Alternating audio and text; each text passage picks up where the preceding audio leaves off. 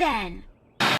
Okay, Heather can be so bossy, and in nature, hunters would never go find food for the deer.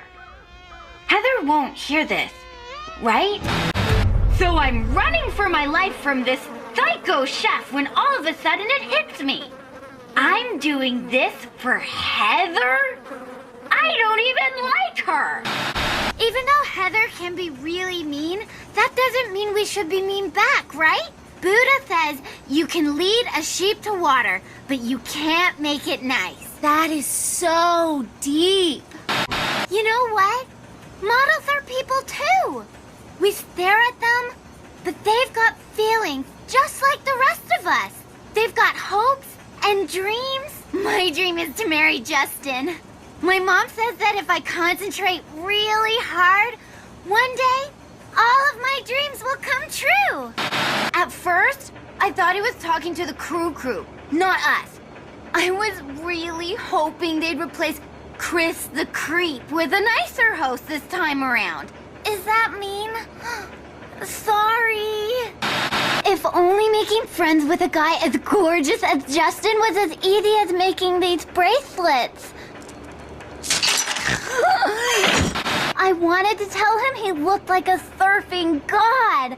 Instead, I said, Oh, I love horsies. Justin told me I looked like one. He's so great. Did Owen actually break his jaw? That's so tragic. Owen lives to eat. So I'm sitting in my orthodontist office, and Hunky McCuterson takes the seat opposite me. I grin at him, but he just thinks I'm making ouchy faces on account of the braces. Until I pull this baby out and spritz her on. Once something works that well, you don't let it out of your sight. They make us do a lot of horrible, humiliating things to each other on this show, and I haven't been very good at most of them. But when I knocked Heather off her high pedestal and made her fall into a pit of bubbling tar, well, that was my high point of the competition. Maybe my whole life. I don't know if Chris gets that our superpowers are fake. I mean, I can't really talk to plants. Hi, what's your name? They're totally typecasting me as the ugly stepsister. But now that my braces are off, I'm absolutely princess material. Hey, how do you know if you have a concussion? Is seeing double a bad sign? I felt really bad for Lindsay, but that was some pretty good thinking on Courtney's part. Safe and secure? Genius! Okay, so I felt a little guilty about taking advantage of Ow! I gotta admit, I was kind of curious to know where Lindsay was going with this. Listen, I'm obviously a little old for make-believe, but Courtney is not somebody I would have had over to my pretty pretend palace, ever. She'd always want to be the daddy, the doctor, and the prime minister of all my dolls. And they won't like that one bit. I mean, wouldn't, if I still played with them, which I don't. Look, I love Lindsay, but I'm not sure if I want to put all my eggs into that basket. 2 heads are better than 1, but 3 heads are better than 2. And any head is probably better than Lindsay's. How can I be mad at Lindsay?